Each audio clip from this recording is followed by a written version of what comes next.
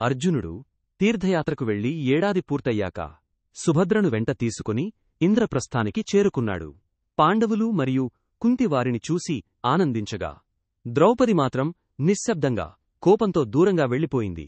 దానిని గమనించిన అర్జునుడు సుభద్రతో, ద్రౌపది అనుమతి లేకుండా ఈ వివాహం జరిగింది.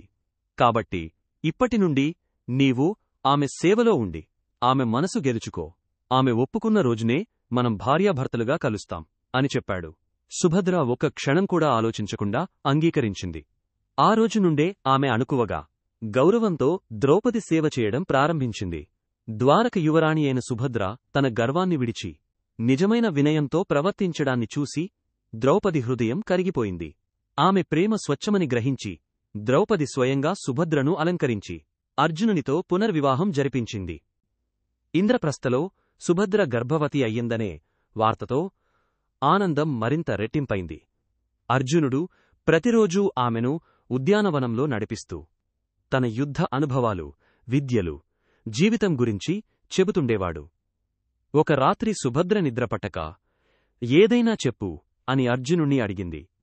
అప్పుడు అర్జునుడు పద్మవ్యూహంలోనికి ప్రవేశించే రహస్యాన్ని వివరించసాగాడు. కొద్దిసేపటికి సుభద్ర నిద్రపోయింది కాని అర్జునుడు చెప్పడం ఆపలేదు. ఆమె నిద్రలో ఉన్నప్పటికీ ఆమె గర్భంలోని శిశువు అభిమన్యుడు ఆ మాటలన్నీ శ్రద్ధగా విన్నాడు. అయితే అర్జునుడు పద్మవ్యూహం నుండి బయటపడే విధానం చెప్పకముందే ఆపేశాడు. అదే భవిష్యత్తులో అభిమన్యుడి జీవితాన్ని మార్చిన రహస్యంగా నిలిచింది. కొద్ది రోజులకు వీరభద్రుడిలా కాంతిమంతుడైన అభిమన్యుడు జన్మించాడు.